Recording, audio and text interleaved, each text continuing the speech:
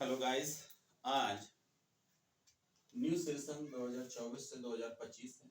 Class 12 Hindi माध्यम को जो रसायन विज्ञान है, रसायन विज्ञान का जो पहला पार्ट है, वो पहले पार्ट का क्या नाम है? विलयन। इस विलयन में हम लोग पहला जो टॉपिक पढ़ेंगे वो होता है क्या? मोलरता। क्या होता है? मोलरता। अब ये देखो, एक सांद्र विलयन हमको बनाना है तो मोलरता होता है, इसके नाम में ही आंसर है। मोल प्रति लीटर। जो मोल है वो क्या है? विलेय है। जो लीटर है वो क्या है? विलायक। इस लीटर को किस में बदलोगे? मिलीलीटर में। मिलीलीटर में किस में बदलोगे? Decimetre cube. तब ये क्या है? एक बिलियन ही है। इस बिलियन में एक बिलियन जो है, विलेय और विलायक जो है, इससे कन्फर्म हो जाता मोलरता किस पर निर्भर करेगा? लीटर पर निर्भर करेगा। तो अगर मान लो हमको इसका परिभाषा लिखना है, 1 लीटर या 1000 मिलीलीटर या 1 डेसीमीटर क्यूब बिलियन में उपस्थित विलेय पदार्थ के मोलों की संख्या के सांद्रता को मोलरता कहते हैं, जिसे हम कैपिटल एम से प्रदर्शित करते हैं। तो ध्यान रखना बेटा, जो मोलरता है, मोलरता हमेशा किस पर निर्भर करेगा? आयतन। आयतन क्या है हमारा? लीटर है।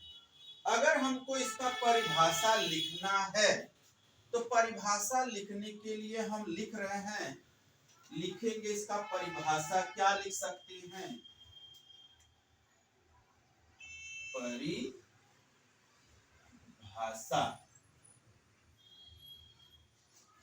1 लीटर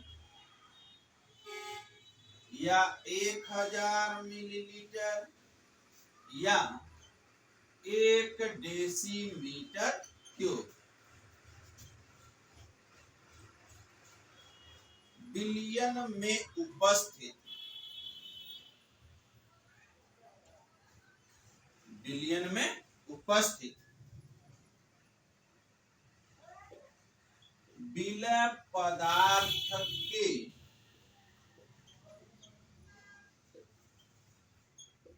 मोलों की संख्या के सांद्रता को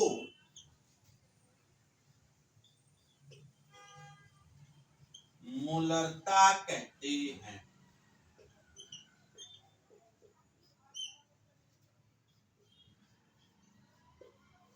जिसे कैपिटल एम से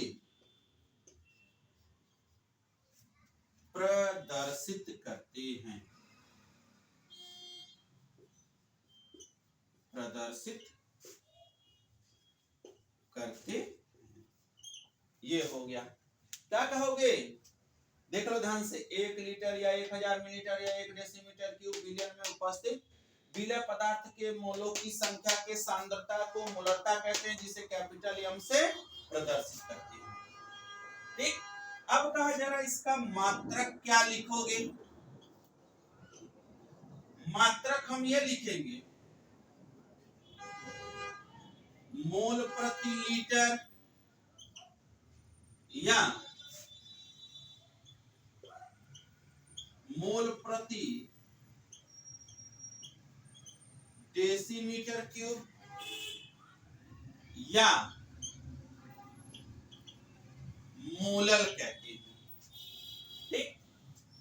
एक और पॉइंट लिख दे रहे हैं, ताप के वृद्धि से, ताप के वृद्धि से, ताप के वृद्धि से मोलरता का मान घटता है, क्योंकि मोलरता ताप के व्युत्क्रमानुपाती होता है। अगर ताप की वृद्धि होगा तो मोलरता का मान क्या होगा, घटेगा। ये ध्यान रखना, पूछा हुआ क्वेश्चन है बोर्ड में, कंपटीशन में भी। अभी ये हिंदी मीडियम का है, अभी इंग्लिश मीडियम में बना देंगे। इतना समझ में आया कि नहीं आया, ध्यान देना बच्चों, ठीक है। अब इसको अच्छे से इसको देखिए, जो भी आपको प्रॉब्लम हो रहा है उस प्रॉब्लम को बताइएगा, जिससे आगे की हम लिखेंगे, ठीक है। अब हमने इसका सूत्र नहीं लिखे हैं, सूत्र देखिए। सूत्र इसका 4-5 आपको पढ़ना है। क्या पढ़ना है, 4-5 सूत्र पढ़ना है। वो चारों पांचों जो सूत्र होगा वह आसानी से न्यूमेरिकल कैसे सॉल्व किया जाएगा। तो अब अगर मान लो हमको न्यूमेरिकल सॉल्व करना है तो पहले सूत्र याद होना चाहिए। तो सबसे देखो सूत्र हम लिखेंगे, सूत्र का पहला पॉइंट है मोलरता बराबर मोलों की संख्या बटे बिलियन का आयतन लीटर में। कैपिटल एम बराबर एन अपान भी लीटर में। हो गया।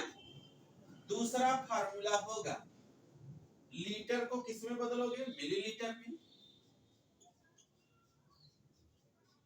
मोलरता बराबर मोलों की संख्या गुणे 1000 बटे बिलियन का आयतन मिली लीटर में।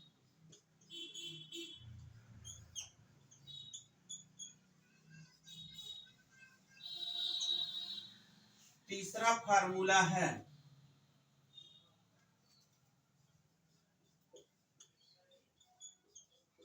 मोलरता बराबर विलय का ग्राम में मात्रा गुणे 1000 बटे विलय का अणुभार गुणे बिलियन का आयतन मिलीलीटर में। तो इसको लिखोगे कैपिटल एम बराबर स्मॉल डब्ल्यू गुणे 1000 बटे स्मॉल एम गुणे आयतन किसमें,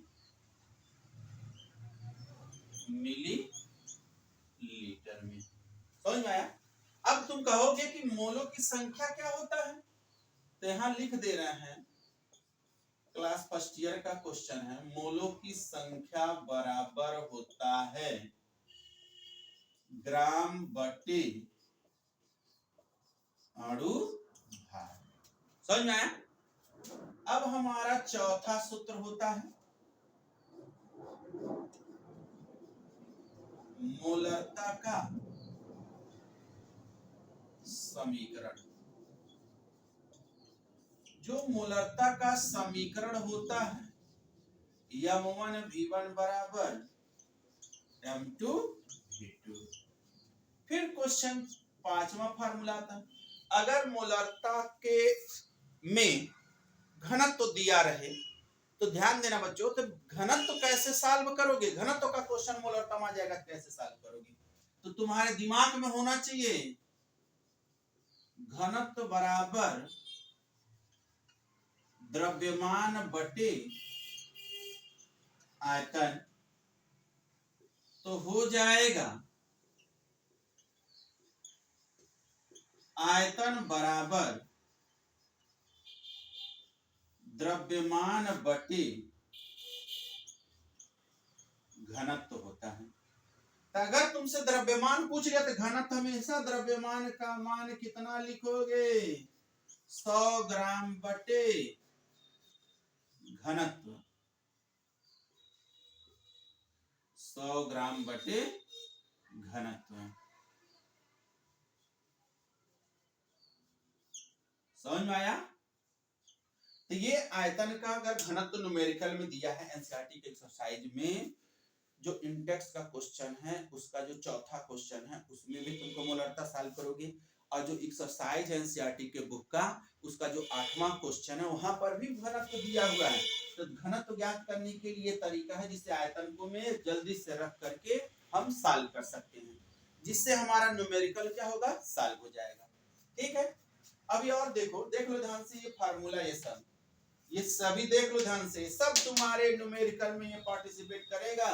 अगर ये तुमको याद नहीं रहा तो कोई भी न्यूमेरिकल तुम छोटा से छोटा मोलरता का सॉल्व नहीं करोगे, क्योंकि 2024 से 25 से नया सेशन स्टार्ट हुआ है, तो इसलिए आपको धीरे धीरे स्टेप बाय स्टेप हम आप सभी लोग को क्या करेंगे, न्यूमेरिकल हुआ, थ्योरी हुआ, फार्मूला हुआ, उन सभी को क्या करेंगे, क्लियर करेंगे, तभी आप अच्छा परफॉर्मेंस कर पाओगे। तो थोड़ा इसको ध्यान दीजिएगा, क्योंकि ये हम आपके लिए ही कर रहे हैं। आप नहीं ध्यान दोगे, तुम लोग बात करोगे तो कैसे काम चलेगा। ठीक, मंजिल वही पाएगा जिसके सपनों में जान होती है, कहावत है ना, मंजिल वही पाएगा जिसके सपनों में जान होती है। हौसला उसी का होगा जिसके हौसलों में कोई लक्ष्य होगा। तो लक्ष्य पाने के लिए आपको उतना ही मेहनत करना पड़ेगा। ये नहीं कि क्रीम पाउडर लगा के चले आए, ठीक, परफ्यूम मार करके, तो ऐसे नहीं होगा। आपको पढ़ना पड़ेगा, लिखना पड़ेगा, कुछ रात जागना पड़ेगा, बिना रात जागे आपको कुछ नहीं मिलेगा, हासिल नहीं होगा। यह हो गया। अभी और भी लिख रहे हैं, कहा जाता है जितने भी मोलरता होते हैं वो किस पर निर्भर करेगा, जितने भी आयनिक यौगिक होंगे वो मोलरता उस पर निर्भर करता है। तभी तो हम ये आज इतना ही फार्मूला बताएं, अभी न्यूमेरिकल एक अभी नहीं हुआ है, न्यूमेरिकल के लिए अलग बताएंगे, पहले हम ये सब फार्मूला आपके दिमाग में होना चाहिए। अगर मान लो मोलरता भी, आयतन भी और मोलों की संख्या भिन्न भिन्न हो तब, तो हमारा 5 हो गया ना।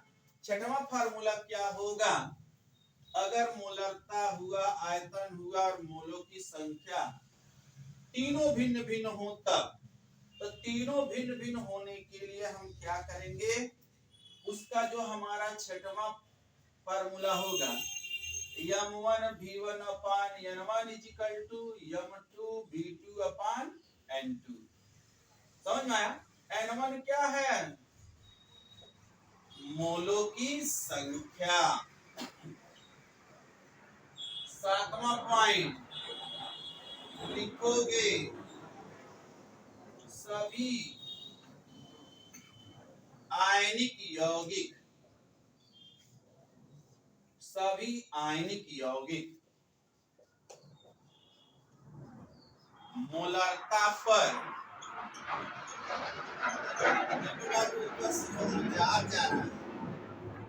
मोलरता पर निर्भर करता है। अब पीछे से पोंप हो रहा है, कभी ट्रैक्टर आ रहा है, कभी दुपहिया आ रहा है, अब कुछ तो नेता आ रहा है पोंपो चलाने के लिए, अठन्नी चवन्नी आ रहे हैं, देख लो अभी देखो पोंपो। तो उस आयनिक यौगिक में क्या आ जाएगा, NaCl, ठीक, फिर क्या आएगा KCl, Na2CO3। अभी और भी है, इतना ही लिख दे रहे हैं। ये है हमारा मोलरता का पूरा थ्योरी। अब ये पूरा मोलरता का इतना टॉपिक आप हैंड राइटिंग से लिख लोगे, नोट्स बना लोगे, बनाने के बाद इसको रटोगे, रटने के बाद तुमको फार्मूला याद होगा, फार्मूला याद होने के बाद तब हम लोग न्यूमेरिकल सॉल्व करेंगे। तभी तो हम ये पूरा फार्मूला बता दिए, तुमको थ्योरी बता दिए, कैसे सॉल्व करना है, कैसे नहीं करना है। इसके लिए आपको क्या करना होगा, ये नोट्स बनाना पड़ेगा, इसको लिखना पड़ेगा। और अभी तो इस 2024 का जो बोर्ड पेपर है 7 मार्च को ही आपका सबसे लास्ट पेपर है, बायो वाले को या मैथ वाले को हो, केमिस्ट्री लास्ट है। तो ज्यादा से ज्यादा आप लोग मेहनत करें, ज्यादा से ज्यादा आप लोग पढ़ें, जिससे क्वेश्चन अच्छे से सॉल्व हो जाए। फिजिक्स कंप्लीट हो गया, मैथ भी हो गया, बायो भी हो गया, हिंदी हो गया, इंग्लिश हो गया, बचा क्या? केमिस्ट्री। तो आपके पास 2 दिन टाइम है, आज और कल। जितना ज्यादा से ज्यादा टाइम टेकिंग आप लिख दीजिए कॉपी किताब पर, उतना ही बेस्ट होगा। क्योंकि आप जितना अच्छे से रिपीट करोगे, कोई एक्स्ट्रा चीज नया चीज मत पढ़िएगा, क्योंकि नया पढ़ने से आपके माइंड में जाएगा नहीं, क्योंकि पुराना ही बार बार आपको रिपीट करना है। तो उसके लिए आपको बार बार रिपीट करने के लिए आप बार बार उसको क्या किए, रिवीजन करिए, लिखिए, जिससे अच्छा से अच्छा परफॉर्मेंस। ठीक है ना बेटा? ओके, एक बार ध्यान देना, ये सब लिख लो, न्यूमेरिकल कल के लिए रहेगा।